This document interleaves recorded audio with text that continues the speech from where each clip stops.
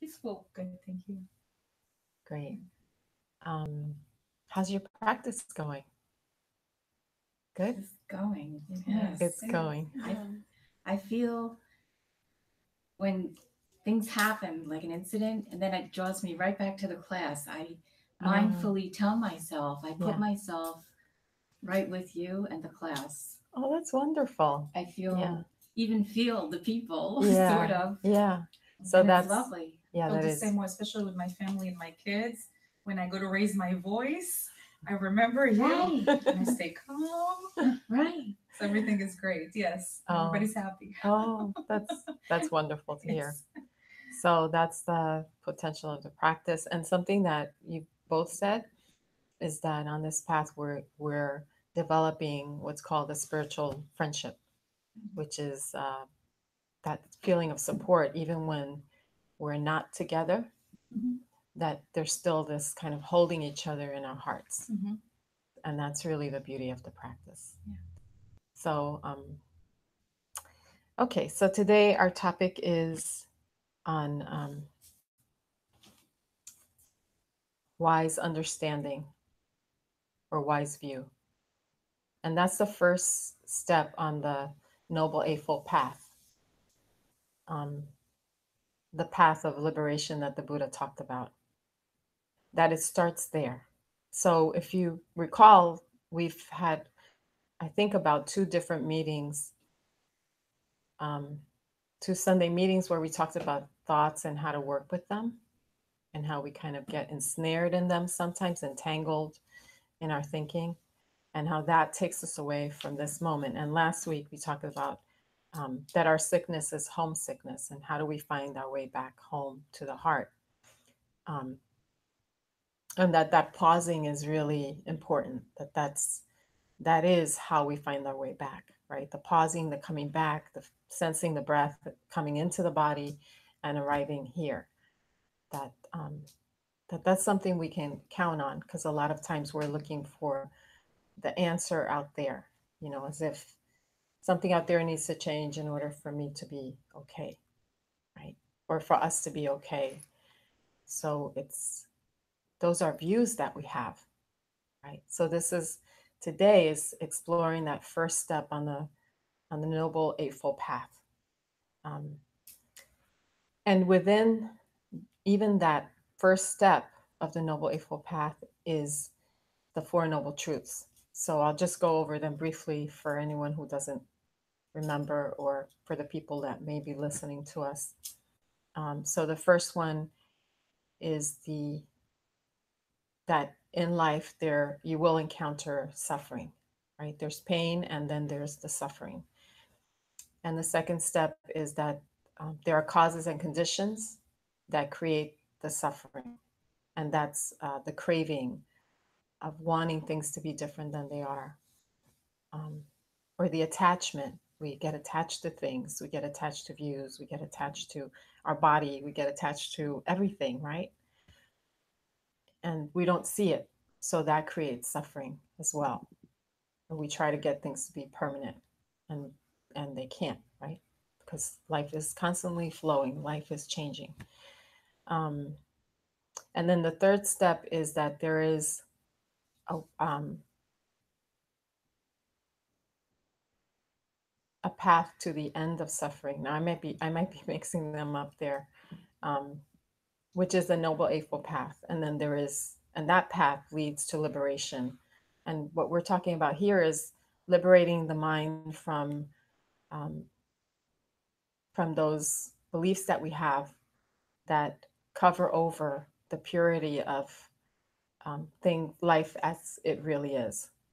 So what I mean by that is how we see something, we label it, and then we react to it based on the label we're placing on it. Label of this is good or this is bad.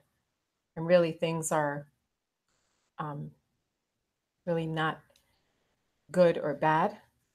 There's so I want to kind of expand on that a little bit, because that I know is going to immediately people are going to go, no, that's not true. um, but that there's a lot more to what's happening than just a good or bad label on it. So I'm not saying that there aren't some things that are painful or hurtful, but we take the label of good or bad away from it. And then we can really address what's happening. Like what needs to happen here instead of just sticking this label of bad on it. Because a lot of times we get stuck on the bad, we get stuck in the judgment, and then it's just bad, bad, bad. And, you know, and it's very hard to change it when we're just looking through that lens of bad. We're not expanding that lens to see what else is happening here that's creating this, right? Does that make sense? Yes. Yeah. Okay. So I'm going to start with a quote by Jack Kornfield, and it says, "It's wisdom says we are nothing. Love says we are everything. Between these two, our life flows."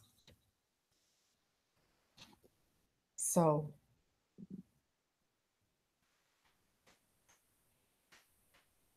I really love that because it's this openness, right? And this letting go that's reflected in that quote. Because if we think we're everything, then that includes wisdom. If we think we're nothing, that also includes wisdom. And so it's how do we get um, to that middle way, right? That, and I say that middle way is the balance. How do we come back into balance with life? So, so I wanted to talk about right view as it relates to the development of that clear seeing, because that is the wisdom, right? It's the ability to see clearly and the compassion. And we need both in order to be in balance with life. And this is what the Buddha was pointing at when he said that there's the possibility of waking up and freeing ourselves from greed, hatred, and delusion. It's not wrong, it's just part of our nature. So that tendency towards greed, hatred, and delusion is that reactive brain that we talked about, like that primitive brain, the ego, maybe is another word that we use for it. That when fear comes up, there's this tightening up and there's this hanging on and wanting things to be static. And um, that's the greed. The greed can come out of not enough or the fear of differences. There's many ways in which the greed can show up in our lives.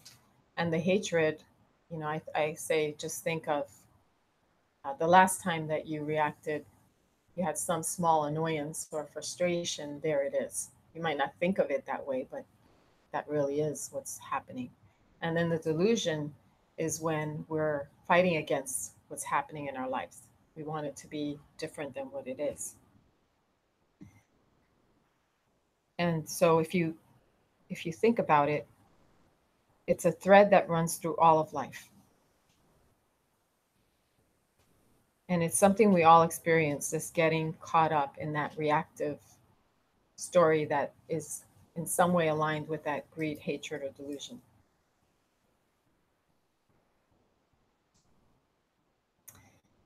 And underneath all of that is fear.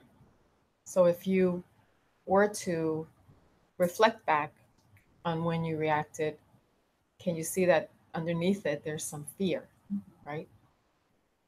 And so that fear is sometimes about coming from a place of not enough or deprivation, or in some way I'm flawed or other people are flawed, um, or I'm not going to have enough. You know, that's that survival instinct, right? Or the fear of differences, like, and that a lot of times that occlusion is based on I don't understand, or there's something that's different here from what I experience. So then the fear can come in. And sometimes that's based on stereotyping and, you know, generalizations about people. Like when most people understand it, if I were to just say 9/11, right? That then we put, we lump everybody in one category and we react to them based on that label that we put.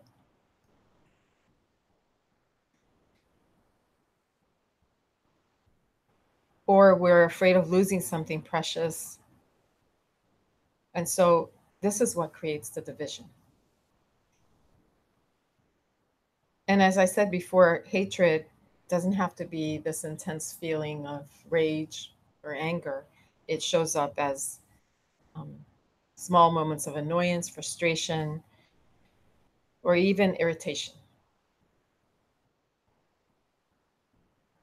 So, delusion is when we're caught up in seeing things as we want or don't want them to be, or the way we think they should or shouldn't be. And this stops us from seeing things as they really are. So, can you see how those three um, ways of seeing the world block us, and they block the heart, right?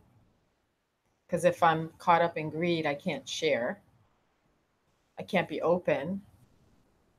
If I'm caught up in hatred, then pretty much I'm pushing everyone away, including myself.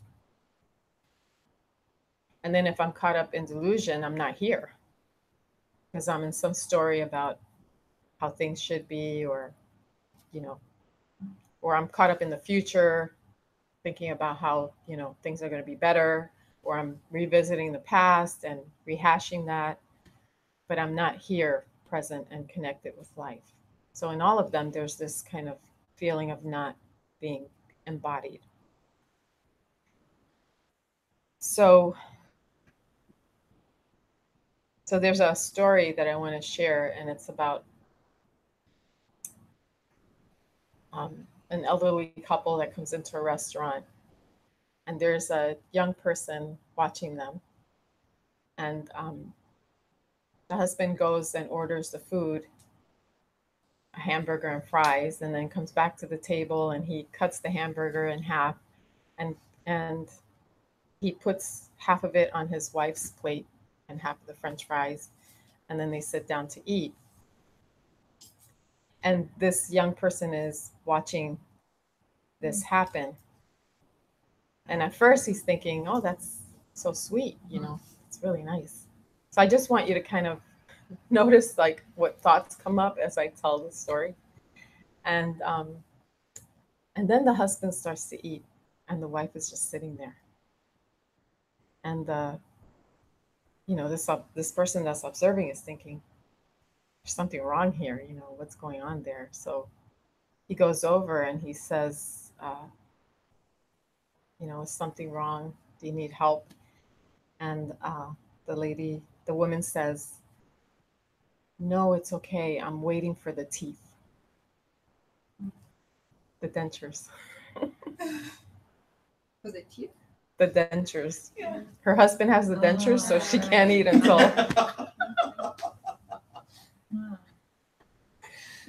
So I tell that story because a lot of times we look at something and we're jumping 2 steps ahead and we're making assumptions. And that's what, you know, when I talk about that, when the Buddha was talking about right view, this is what he was talking about, or wise view, that because of the stories we have, the assumptions we have, the expectations we have, and whatever's going on here around that, that stops us from really kind of letting go and just observing. We get in and we try to manipulate and try to change what's happening. And it all starts here, you know. So this is a practice to be able to observe that, right? And it's not just when we sit to meditate, it's as we move through our lives. To watch with curiosity when we're doing any kind of fixing, manipulating, changing, getting caught and rehashing, ruminating. I mean, there's so many different ways that we leave here.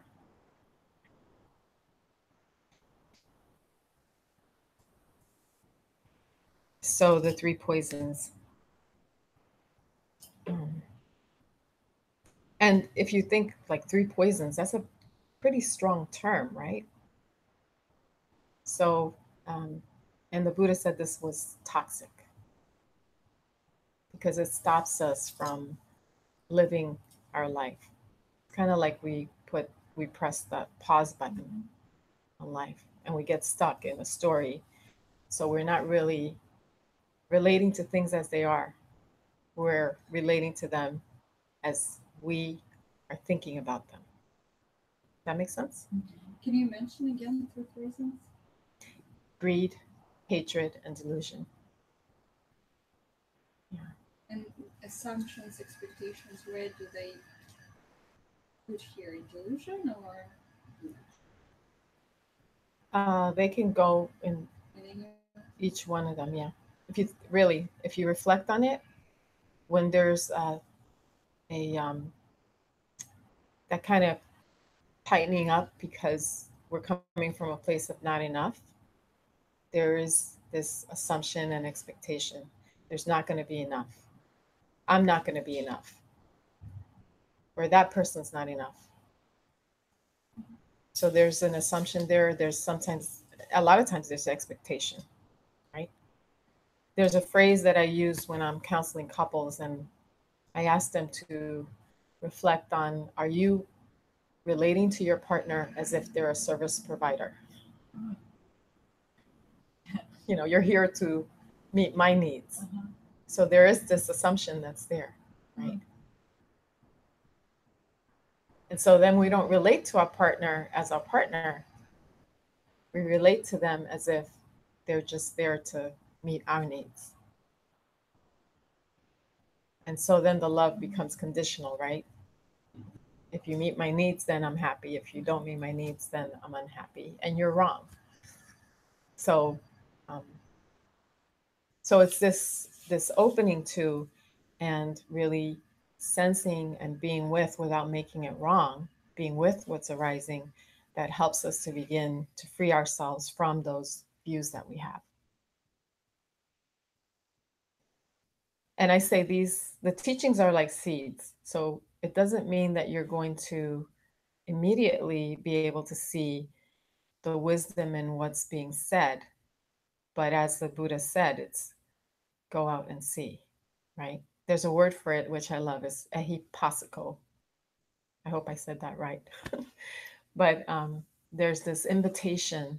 The practice is inviting you to go out and see, observe when you're caught up in reactivity. What is the belief you have in your mind? What are you believing? Because that'll point at what's getting triggered. And as I said, fear a lot of times is what, think of what fear means. A lot of times we withdraw, right?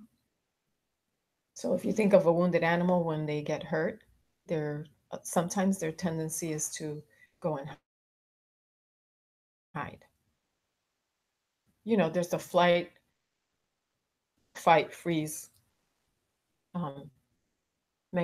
survival mechanism that we all have, including all animals. So there'll be this way in which there's contraction there. Even when there's a attack, right? It's still coming from a really tight place. And because if you think of anger, what happens in the body? There's a lot that goes on in the body. And one of them is the tightening up. And the heart closes over and the mind shuts down and the focus gets narrow and the thought is get rid of this in some way, attack, push away. So there's this either pulling inwards, freezing, or attacking that happens.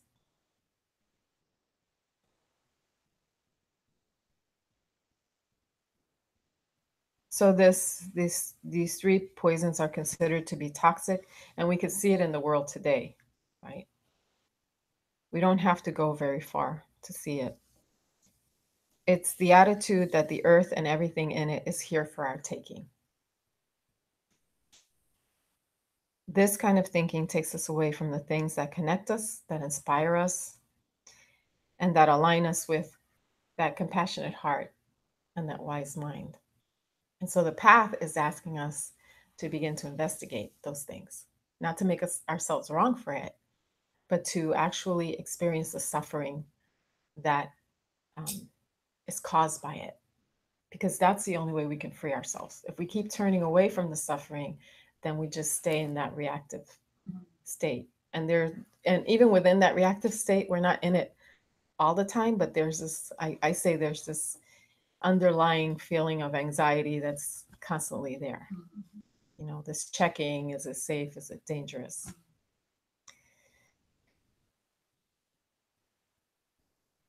And so the practice is calling on us to awaken from this trance of fear, to see what is arising in our bodies, hearts, and minds when we get triggered, to investigate our views, to see when our words, actions, and behaviors are wholesome or unwholesome, or when our views are wise or unwise.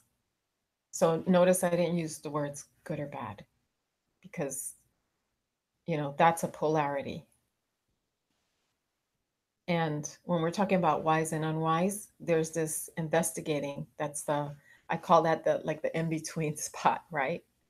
Between this, because it's not about get it right the first time. It's about what's happening now in the moment. Sometimes we get caught in the why questions. Why is this, you know, why am I behaving this way?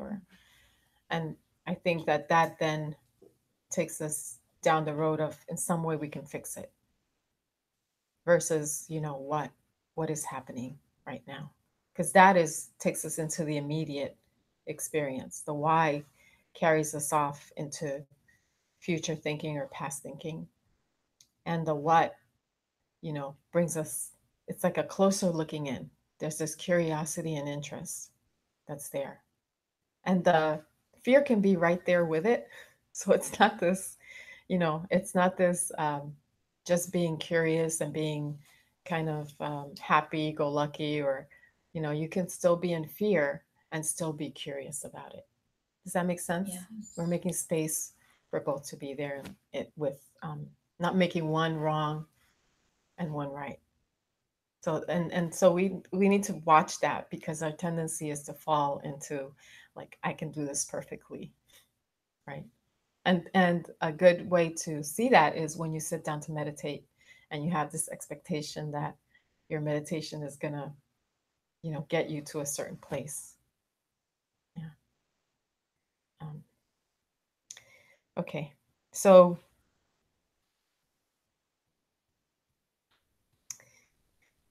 sometimes being caught in a certain view stops us from responding, or from accepting even the help from other people. So here's a story. And this is from Jack Kornfield as well. So there was a pious man who very much believed in God. One day at the place where he dwelled, it started to rain heavily, and it rained and rained, and a big flood came. He went from the first floor to the second floor, and the water rose until he was on the roof. Someone rode by and said, "Get in, my friend, and I'll save you. The water is rising." He said, "No, I believe in God. I really have faith. I believe." So he sent the rowboat away. It rained more, and the water got all the way up to his neck. Another rowboat came by picking up people, and they said, "Get in, my friend. We'll save you." "No, thank you," he said. "I have trust. I have lived here my whole life. I believe in God. No need." And the rowboat went away. It got up to his nose so he could barely breathe, and a helicopter came over and lowered down a rope. "Come up, my friend. We'll save you." "No," he said. "No, thank you. I believe. I have faith. I trust." So the helicopter went away. It rained some more, and he drowned. He goes to heaven after that, and soon after he gets an interview with God. So he says, "You know, I just don't understand. Here I was, your faithful servant. I was trusting and prayed and so believing, and I'm so believing, but I just don't understand what happened to me." And he recounts all of the circumstances. and says, "Where were you when I needed you?" God looks up and kind of scratches his head and says, "I don't understand it either. I sent you 2 rowboats and a helicopter." Right.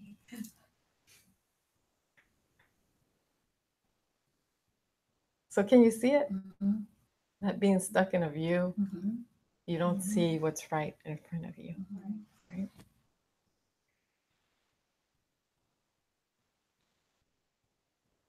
So there's a way in which we believe in things and we place 100% value in how we see the world.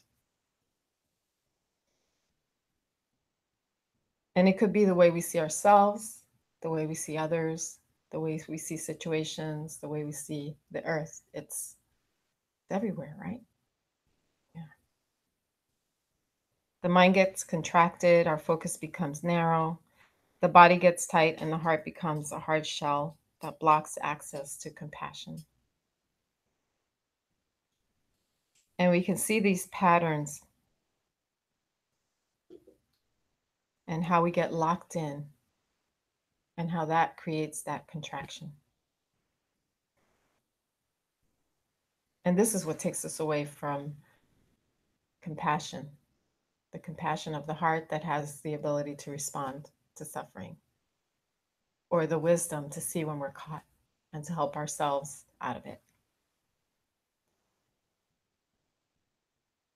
I think it's kind of like, to me, it's the analogy of, so I'll say I'm really bad with directions, so I can't tell, I could get lost in a paper bag.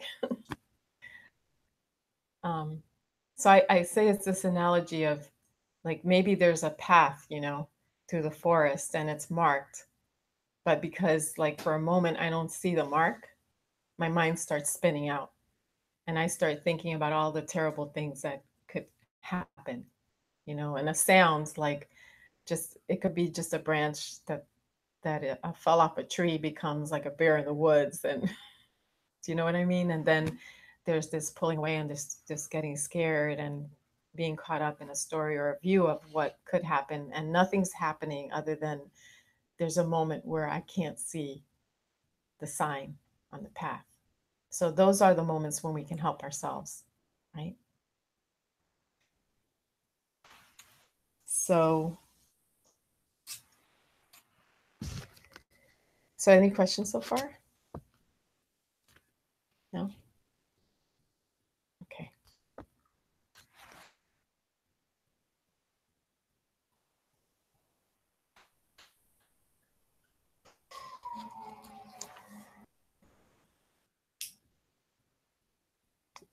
So the second of the noble truths is that there's causes and conditions. And when we begin to investigate those, that's where we begin to see what's creating the suffering, right? And if we were to look at the causes and conditions, it's also said to be the law of cause and effect, or karma. And this is from Jack Kornfield's talk, where he says, karma, which means, by one teacher's definition, to keep it simple, karma means you don't get away with nothing. But in a more explicit way, it means that we become what we do, or we create how our future will be.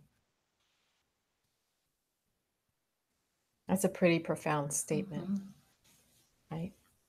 So, for example, if we practice, I like the way he puts it, if we practice being angry all the time, because we don't usually think we're practicing, Right. it's always somebody else's fault, right? Okay, so I like that. When we practice being angry all the time, in a while, when a situation arises, that will be our response to it. And it will create that in other people. That will be the kind of society we end up in. And how many times do we do that? We cut off. We get caught in the anger. We push people away. We feel isolated. And then we're confused. Like, how did this happen? Right? if we practice, so I love that word practice because it means there's something we could do. You know, we're not helpless, we're not victims of circumstances. You know, there are some circumstances beyond our control. We can't control things, but we can respond. We can change the way we're relating to them. And that's the, to me, that's the jewel, that's the gem of the teachings. That's the liberation, right? If we practice being loving, that becomes the way of what will happen to us in the future. And again, I caution this, not all or nothing, because it's not about being loving all the time. You know, I say the only time you won't be triggered is when you're dead, right? So it's not wrong to get triggered. And I think that's also freeing, because how many times do we get down on ourselves or on each other when there's that triggering? And really the statement there is, or the belief there is, this should not be happening. Can you see it? Yeah. So then whatever we're giving our attention to, however we're relating to that, then creates more of that. So if we get triggered and we get angry and we just stay blinded by the anger, then that's pretty much, we're like in that, I say it's like a little cloud that's over us and we can't see anything but that. So if we get angry, it's like red, you know, and that's all we see. And we're looking at the world through that lens of red. So it becomes really, it's very painful to be, you know, in that angry state.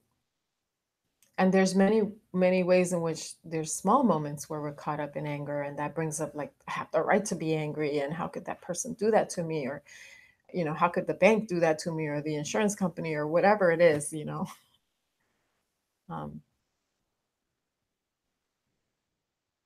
And if we keep piling that kind of judgment on ourselves, then it becomes real, life becomes really painful, you know?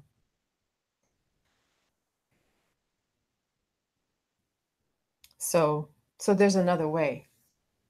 And the path is actually moving through that reactivity, watching it, not pushing it away, opening to it, making, you know, creating space around it.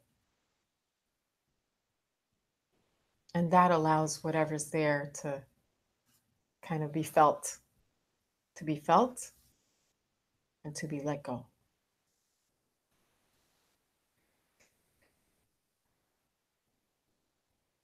When the Buddha spoke to people who were interested in happiness, which some people are, they said, how can we be happy?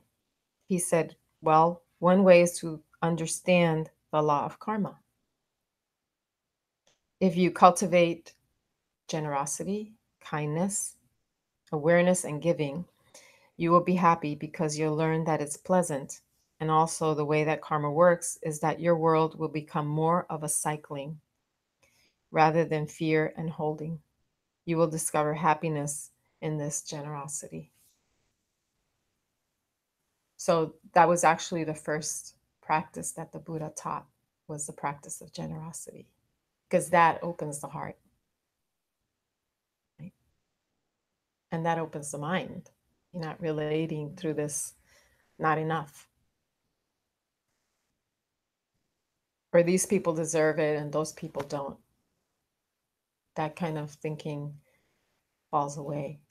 And with that falling away, you can really respond to whatever the need is here, instead of through that lens of, does this person deserve it, or they don't deserve it. And sometimes that's ourselves too. We turn that way, that towards ourselves, that measuring of, do I deserve it? Do I not deserve it? You know, sometimes it's too much like, oh yeah, I deserve it, to the point where we're a little narcissistic. Or the opposite, where we kind of fall into self-pity, or we fall into depression. So he said, if you're kind to people, if you maintain a basic level of non-harming, what's called virtue, if your words are honest and helpful, if your actions are truthful and helpful and based on kindness, your world will start to become kind. Inside, you'll feel kinder and happier. Outside, people will treat you that way. The law of karma is one of the first things you observe if you practice mindfulness and awareness.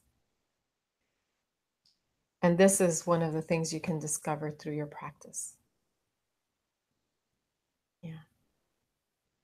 So I say this practice is something that really begins to soften us,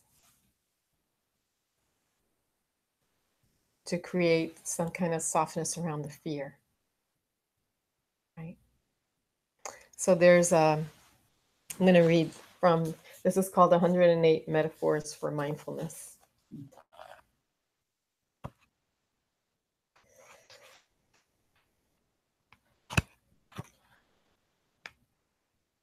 So this is called letting go and letting be. And really, this is what the practice is about. Right now we're talking about how can we begin to let go of the way that we've been seeing the world, so that we can connect with life as it really is, right? So he says, take a piece of paper and crumple it into a ball. Close your fist around it and turn your hand downward. So I just want you to imagine you're doing this, okay? And I invite you, what does that feel like? You know, and I say, make a tight fist, and just put your hand downward. It takes energy to hold that paper in your hand, and there is resistance, contraction, and clenching. We often hear language that tells us to let go and to discard that piece of paper. Nevertheless, there are many situations that you cannot chuck, such as the death of a loved one or a chronic illness. So what can you do? You can try to throw the paper away, but it may be blown right back. But there's an alternative. Instead of chucking it, so this is a suffering, right? And I really want you to see this. This is really important right here. Turn your hand over with your palm facing toward the sky and open your hand.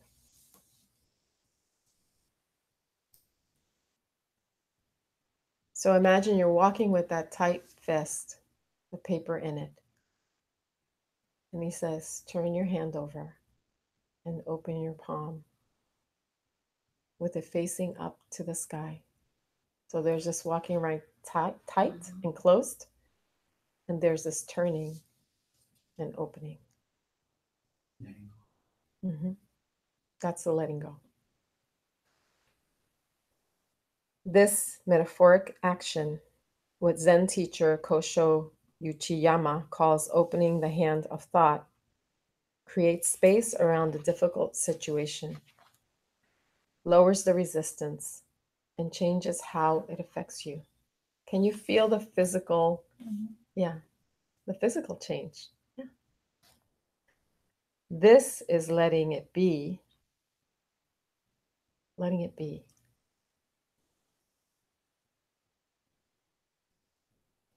versus letting it go. So remember, he started off by saying you could throw it away. That's the letting go. But before that, there has to be this letting be. This is what's here. This is what is here in this moment. Anger is arising. Sadness is arising. Judgment's arising. Pain is arising. This is the practice. This is that allowing, opening, and being with. Sometimes very, very hard to do. Right? It's counterintuitive.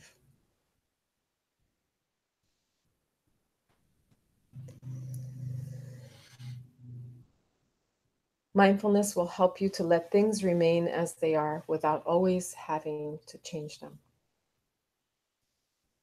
This is not to say that practice will foster passive acquiescence. So it's not that we're just being passive and saying, well, I can't do anything about it. That's resignation, right?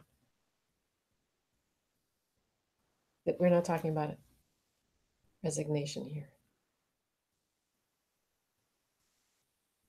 And there's a difference between resignation, allowing, accepting. It's what's needed before you could take the next step.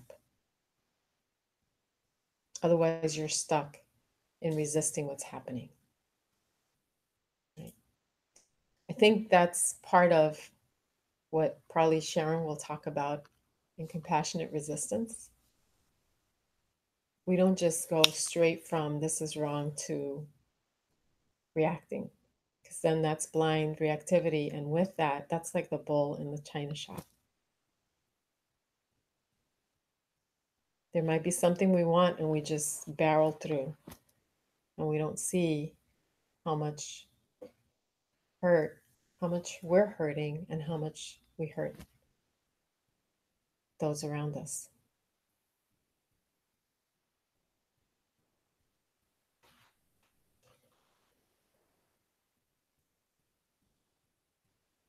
What it does, so the path, what it does say is that you can give up your preoccupation with things always having to be perfect. By letting things be, the mind can relax and be present. You can look at an event or a feeling as if you were holding it in your open hand, palm facing up. You don't have to resist it, and you don't have to get rid of it. You can simply be with it. And I think, wow, the freedom in that. But the defenses, kind of will be sticky and don't want to let go. It's the fear, right? So, I see this in when I have couples and they're dialoguing with each other, or there's something I teach, which is dialogue. Mirror back what your partner's saying, validate, what you heard from, as if you were in their shoes. You were looking at the world through their shoes, and then even go as far as to empathize, to imagine what it's like for the partner when that's happening. And when I get a couple who's never done this kind of work before, even couples that have been doing the work, it becomes really hard to let go of your view and to step into the world of the other. The fear of, I'm going to be wrong, I'm going to be hurt.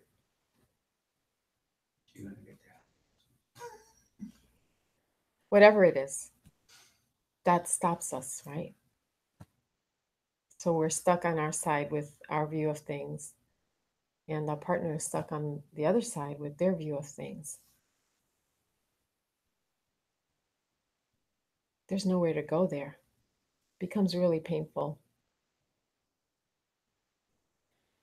And when I see couples, I have a lot of empathy for that, a lot of compassion for how hard that is, because it means we have to be willing to be vulnerable. That's the part, that's where the defenses come up, and they, tell you, don't go there. It won't be good. That's, the stories, right? So even listening, I think, there's a way in which you can do wise listening, meaning that you notice when you're 2 steps ahead. Your partner said something and you hear it, but you're not really hearing what they said. You're in your mind going 2 steps ahead, thinking what the next thing is. It is that they're going to say. And not only are you jumping 2 steps ahead, knowing what they're going to say, you actually say whatever you think they're going to say. You're responding to it. So, you might not say, like, this is what I think you're going to say. You just kind of blurt out. You're having a conversation in your head that your partner doesn't have access to. And then you blurt out, that's crazy.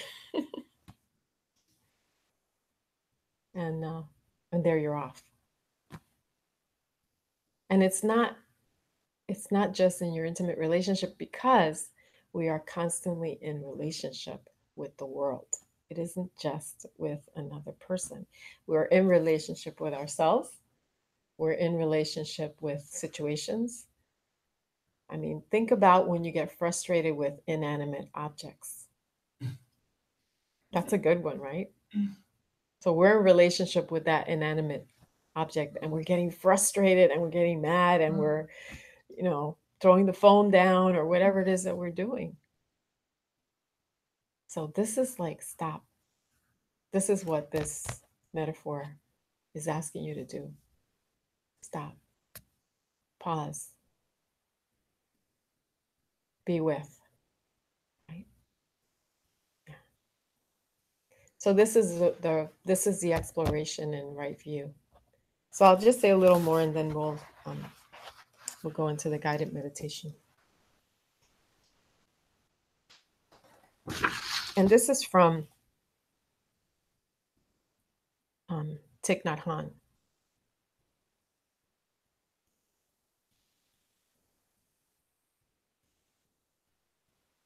And so he's talking about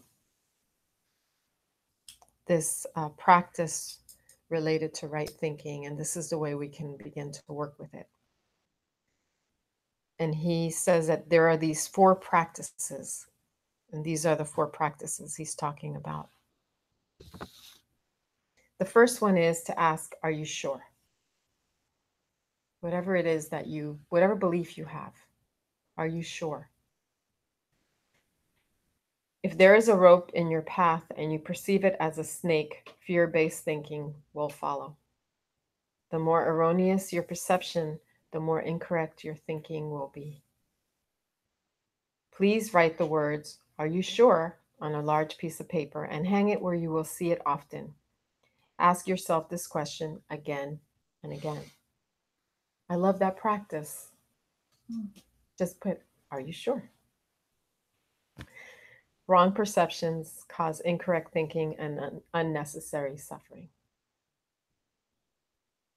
The second one is, what am I doing? Sometimes I ask one of my students, what are you doing? To help him release his thinking about the past or the future and return to the present moment. I ask the question to help them be right here, right now. To respond, they only need to smile. So he has a big thing around smiling as a way of shifting, that it shifts us out of wherever we are. That alone would demonstrate their true presence. Right? Because you can feel that in the present moment when you're smiling. You feel it. You feel it here. You feel it in your body. Asking yourself, what am I doing, will help you overcome the habit of wanting to complete things quickly.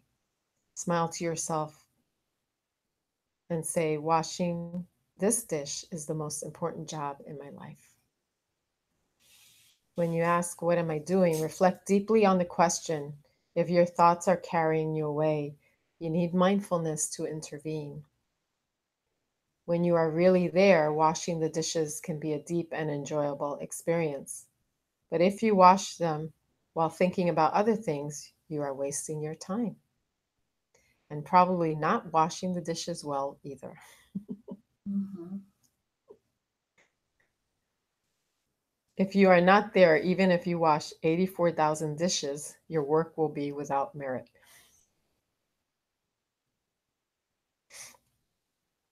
The third one is saying hello to habit energy. You know how we have habits, right?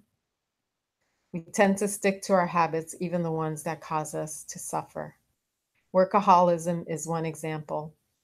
In the past, our ancestors may have had to work nearly all the time to put food on the table, but today our way of working is rather compulsive and prevents us from having real contact with life. We think about our work all the time and don't even have time to breathe. We need to find moments to contemplate the cherry blossoms and drink our tea in mindfulness. Our way of acting depends on our way of thinking, and our way of thinking depends on our habit energies. When we recognize this, we only need to say, "Hello, habit energy," and make good friends with our habitual patterns of thinking and acting. When we can accept these ingrained thoughts and not feel guilty about them, they will lose much of their power over us. Right thinking leads to right action.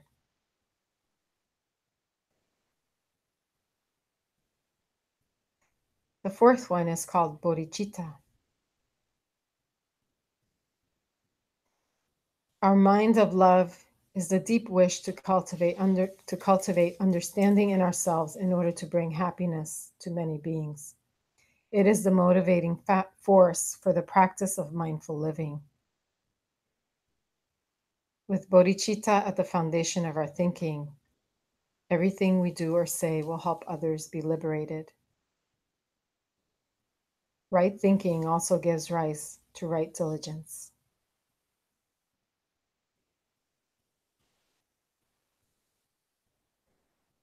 So bodhicitta is that awakened mind and heart. So those are 4 practices that you can investigate, right? I think it beats like our normal reactivity, like our knee-jerk reactions.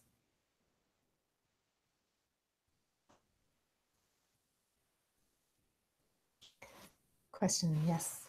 I really like this idea of the fist and opening up. How it was called and who recommended it? This is so this is from the full title of the book is 108 Metaphors for Mindfulness, From Wild Chickens to Petty Tyrants. And the author is Arnie Kozak. And the practice that he's talking about is it comes from the Zen tradition. And he talks about it being coming from Zen teacher Kosho Uchiyama. It's called opening the hand of thought. I can post this as a blog post, just post as a practice. Yeah. So that way you could print it out and practice. Yeah. So I say the way that we practice is this sacred pause that Tara Brach talks about, right? Because it's not just whatever belief we have in our mind. It's also what's the state of our body, what's happening in the body, what's happening in the heart, what's happening in the mind as we have this thought. And for us to really see that, there is this need to investigate. The investigation is one we can do as we move through our daily lives. There's always an opportunity to pause and to check in, but it's also one, and this is really very, also just as important as how we're relating to life as we move through life, is the sitting on the cushion and meditating. Because that there is a broadening, an opportunity to sit on the mat and really broaden that lens. To have this kind of open, spacious awareness of what's arising without being busy doing other things. You're just dedicating this time to watch, to sense. It's not this kind of cold, detached watching. It's actually feeling it. feeling life flow through you, whether it's flowing through you as reactivity or whether it's flowing through you as joy or calmness or tranquility, whatever it is, to be open to it, because that's how we really get to know the inner world in this intimate way. And if we can do that, then our focus isn't this way, it's this way. We're turning the lens this way. And in that way, we can help ourselves. Does that make sense? Yeah. So let's meditate.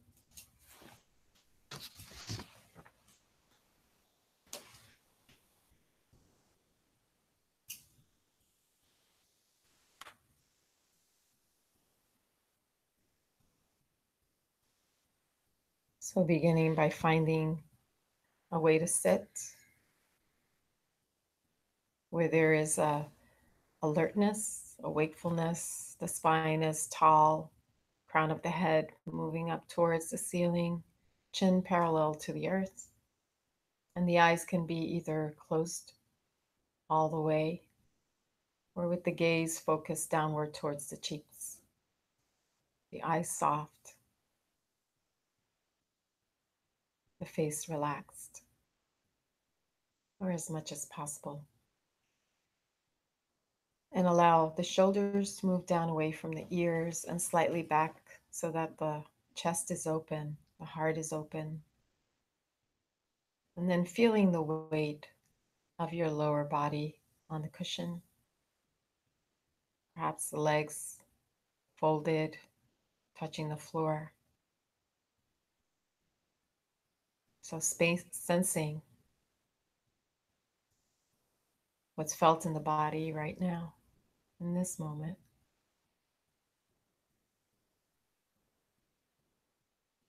Sensing the breath coming into the body.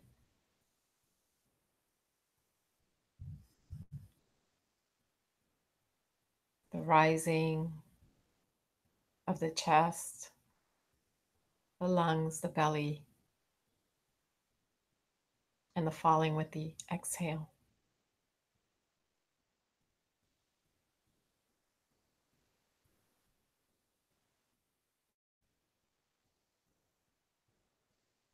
So really being present and open to receiving this breath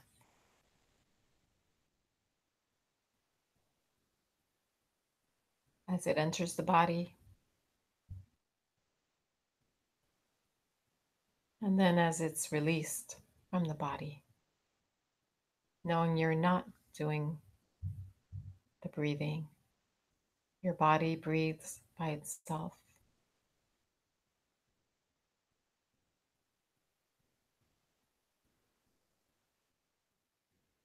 So really being with this experience of breathing.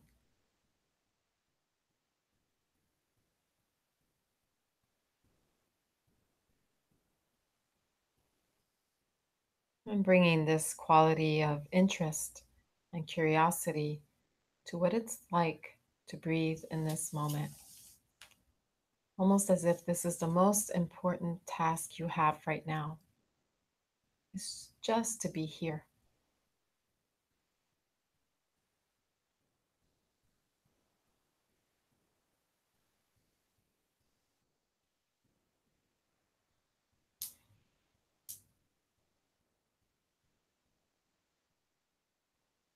And perhaps the mind has already wandered off. As soon as you notice, that's a moment of mindfulness. So gently bringing your attention back to the breath, the sensation of the breath as it enters, as it leaves.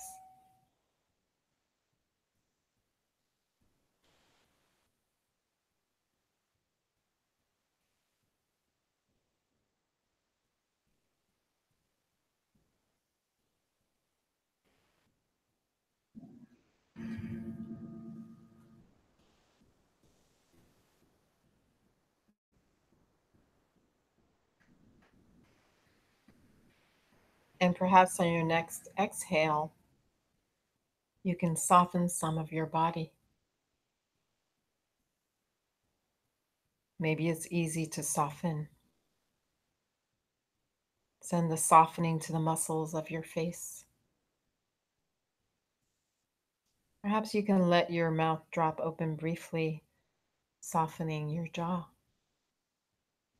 And then letting the teeth float together again.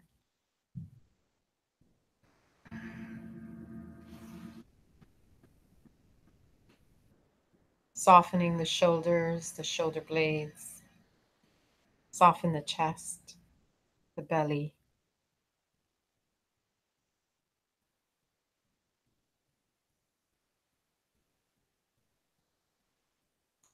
So for the next 3 breaths, just softening around whatever's here.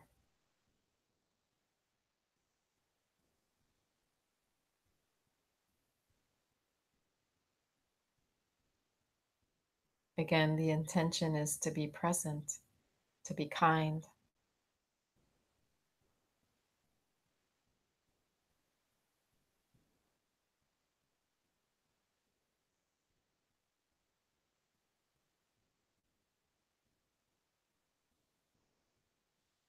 And here and now, become aware of your body, broadly and globally as you can, sensing its aliveness, vitality, and warmth.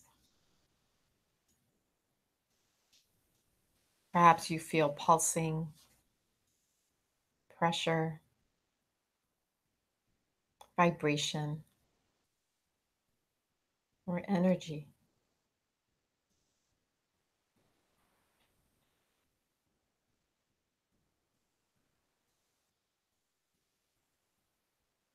You might also be aware of uncomfortable sensations in your body.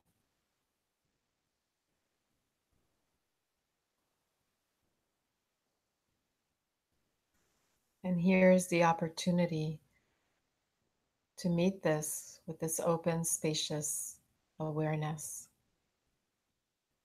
not as a demand, but just curious and kind.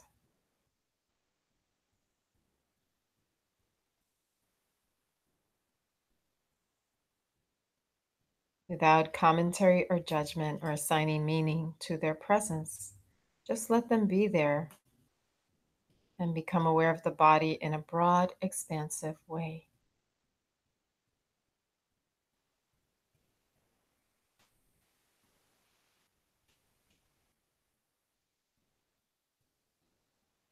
Not focusing on any particular area of discomfort.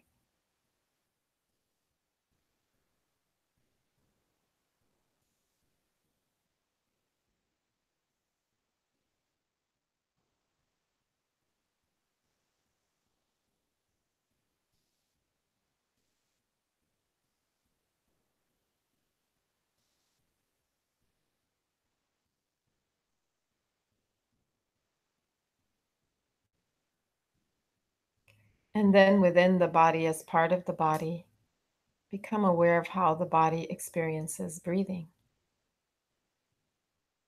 And perhaps you feel the movements of the chest, the rib cage, the belly, the diaphragm.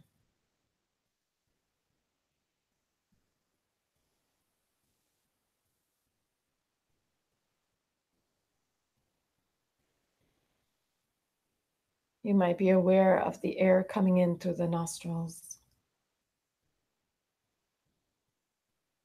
Whatever way you can feel the physical sensations connected to breathing, feel the rhythm, the alternation that comes with breathing in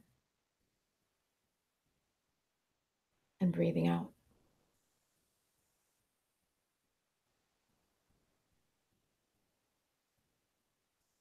Centering yourself on those sensations, letting your awareness take them in.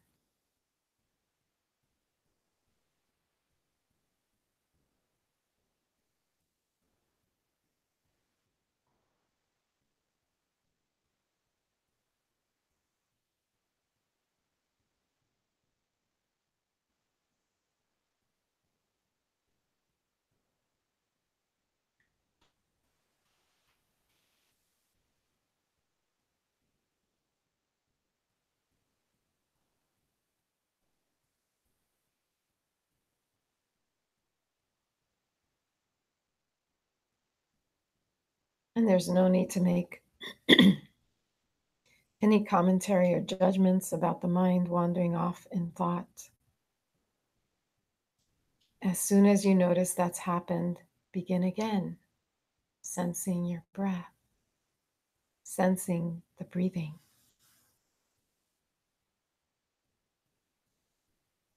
See if you can be very simple with it and begin again.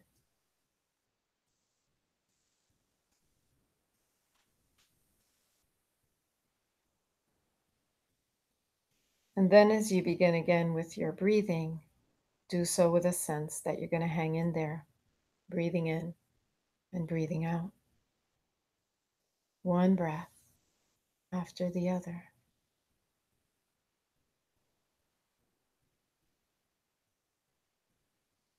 Letting go of thoughts in favor of hanging in there,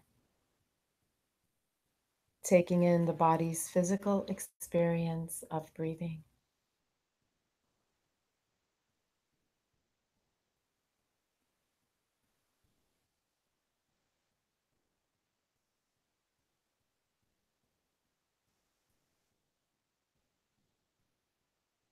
You might find it helpful to very quietly and softly whisper in the mind, labeling the in-breath in, the out-breath out, or the rising of the chest or belly as rising, the falling as falling. And this can help you stay connected to the present moment experience of breathing,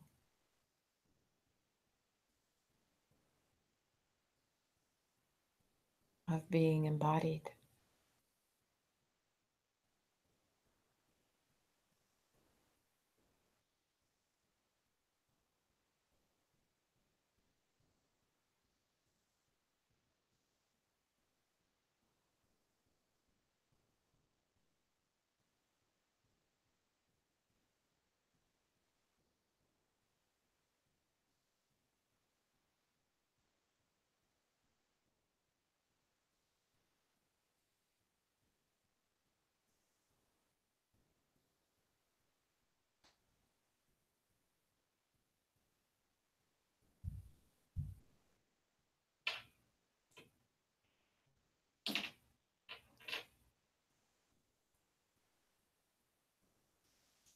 And now shifting your attention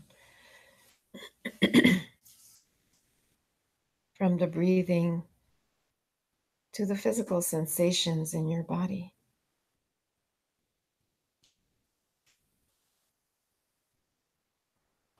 Turn your attention to the strongest physical sensation in the body.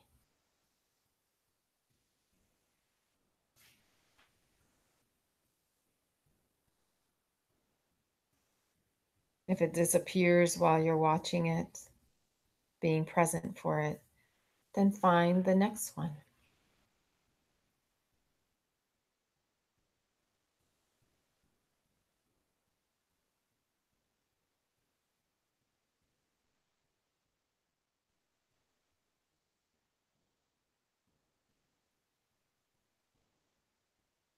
It doesn't have to be strong.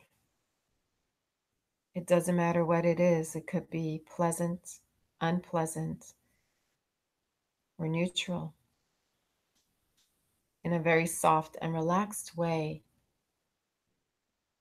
bring your attention to take in and be present for whatever sensations are felt in the body.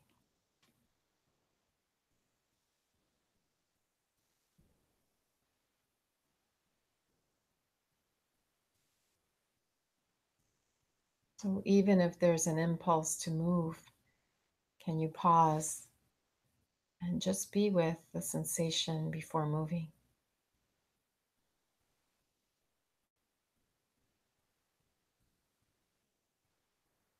Create space around it.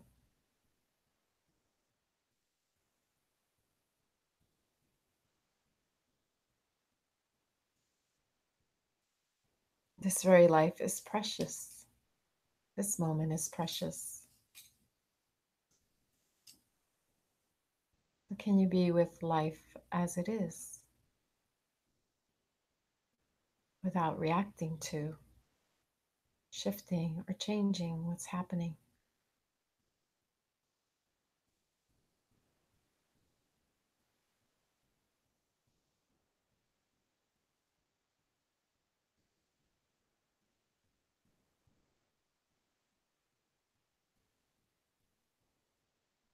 And then if you need to move, go ahead and do so.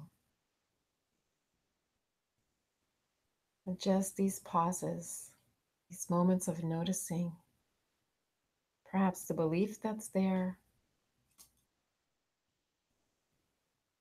and then the impulse that follows.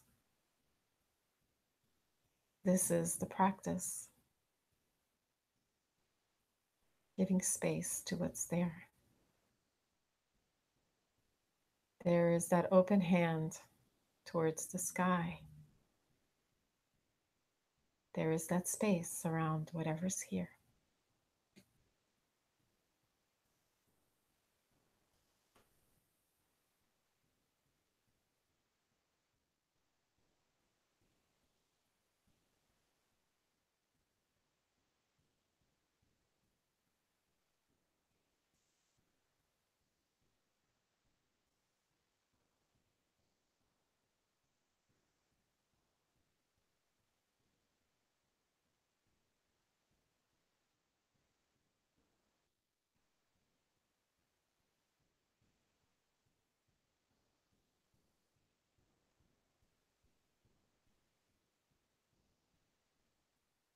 And then you might broaden the lens even a bit more to notice if there's some emotion that's tied to that physical sensation.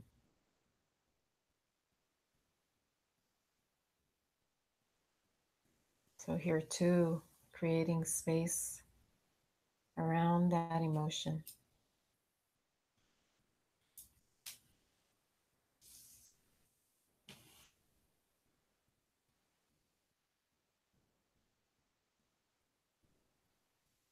So without the storyline, just labeling the emotion, it could be whatever it is that's showing up. Fear, doubt, joy, calmness.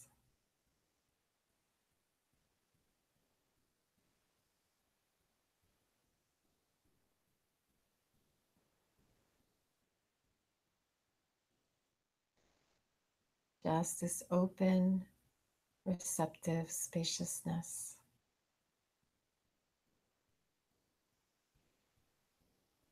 This loving presence that allows for all things, not pushing, not holding on.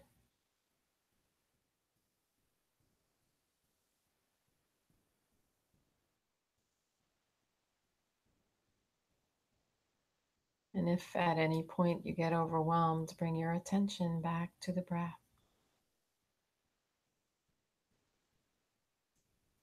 Sensing the breath coming into the body.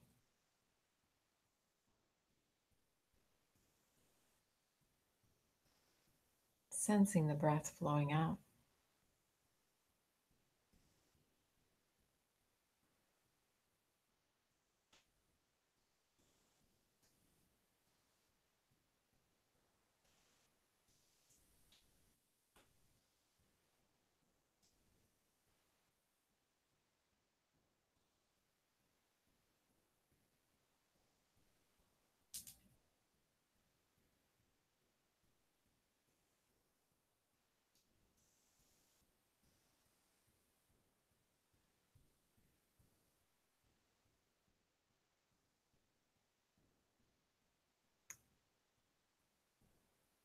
So this coming into stillness, this pausing, this being with experience creates space.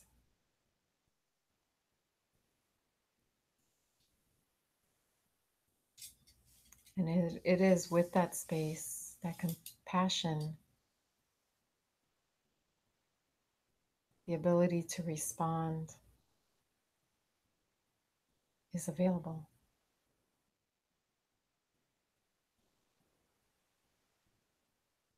It's right here in this moment.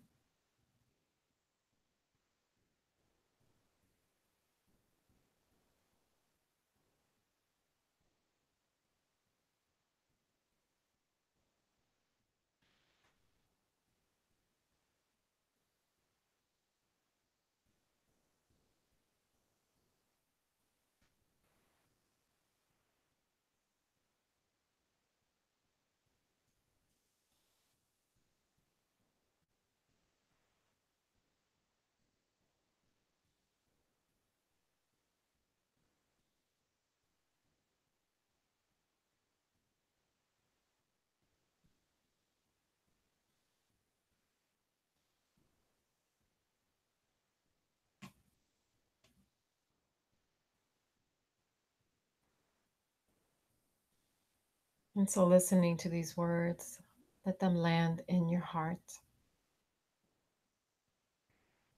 Be grateful for your life, every detail of it, and your face will come to shine like a sun.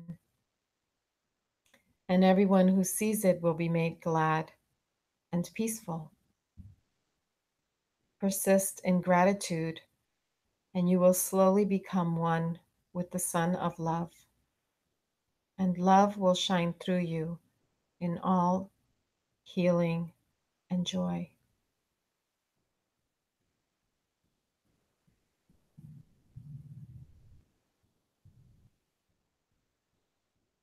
Persist in gratitude, and you will slowly become one with the sun of love.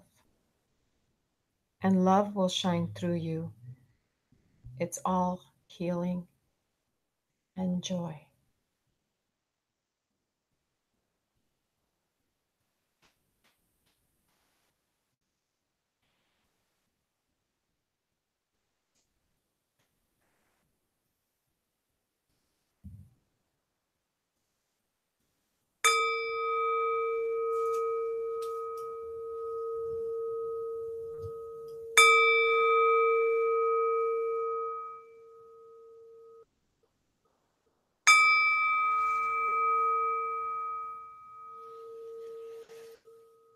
May this practice be of benefit for you and for all beings everywhere. Namaste. Namaste.